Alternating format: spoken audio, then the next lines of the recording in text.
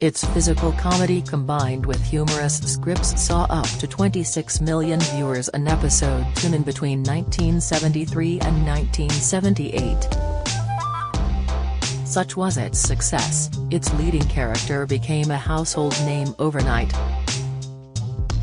And today the man who played Frank Spencer turns 80. Now based in New Zealand, Michael Crawford somewhat grudgingly admits the role defined him. "I had never dreamed of being an actor. It was almost as if the profession had chosen me.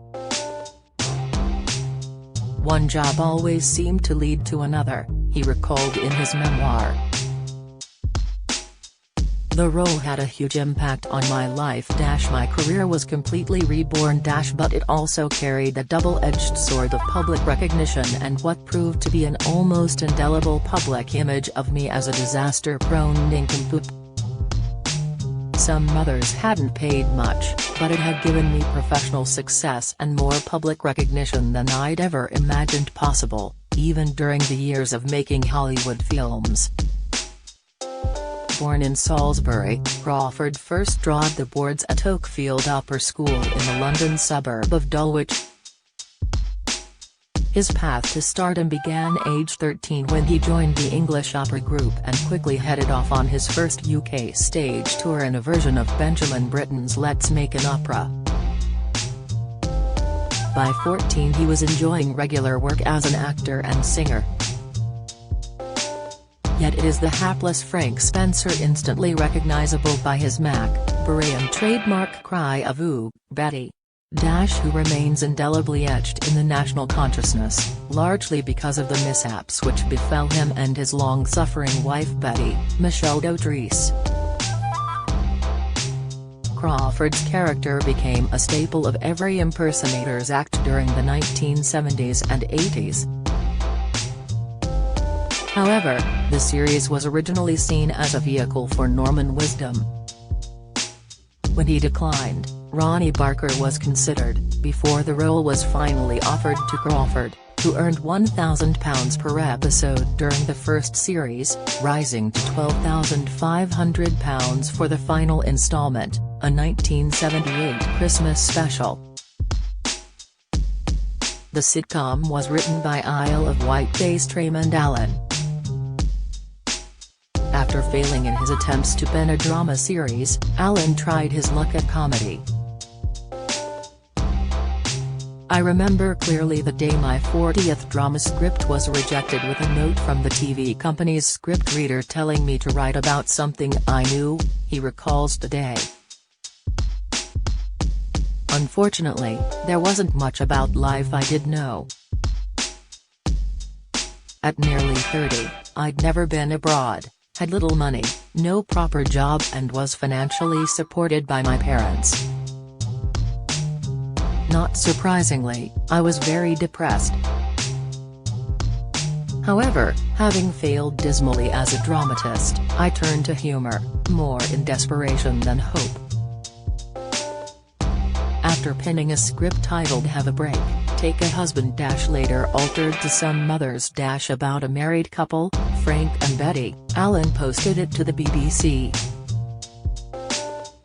Fortunately, the BBC's head of comedy, Michael Mills, and a brilliant young actor, Michael Crawford, found it funny, says Allen, now 81.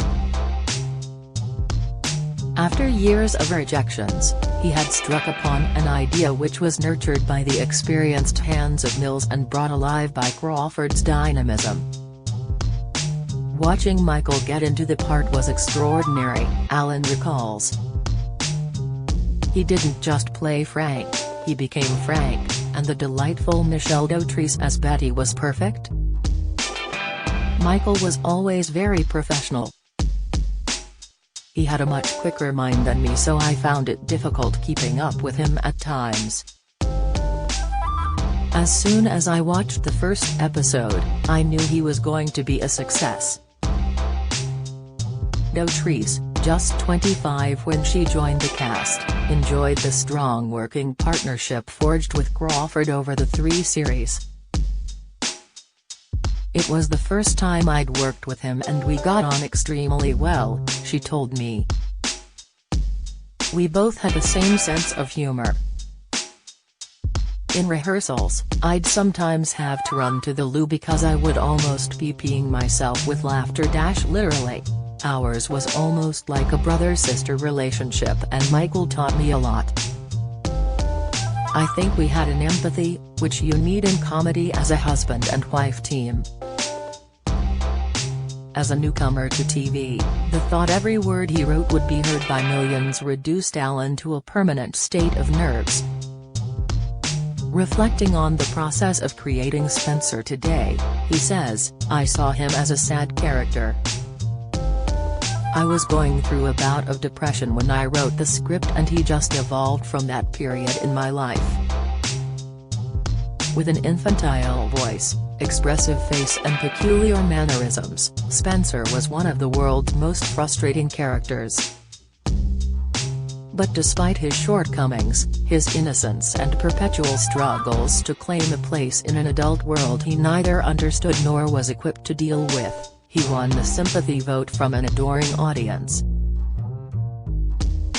Between them, Alan and Crawford created such a strong character that many viewers confused the fictional character with the star's real life. During the script writing stage for the third series, Crawford, a qualified pilot, often flew to the Isle of Wight to discuss the work in progress. Alan recalls an occasion when he suddenly realized the power of TV.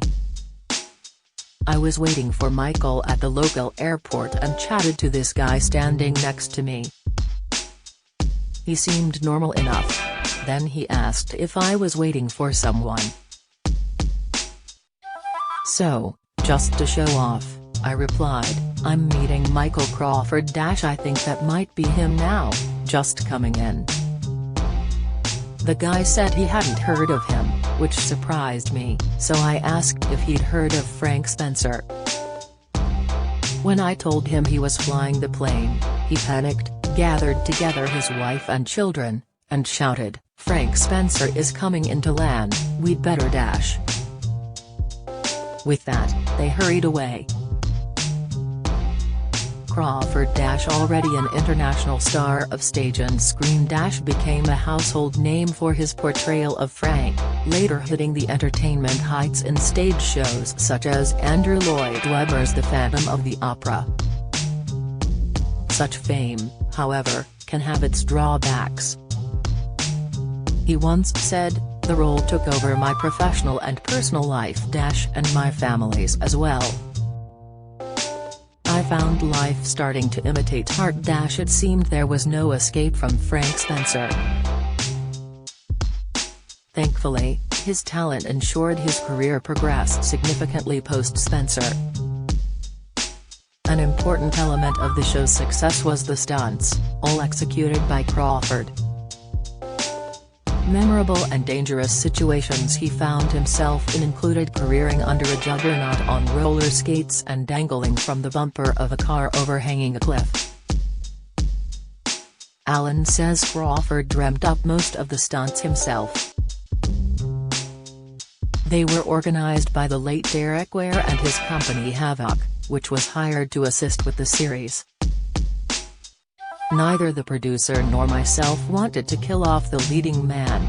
I'd write a stunt but Michael always wanted to develop it further." An example appears in the RAF reunion episode. An incident saw Frank end up inside a wardrobe.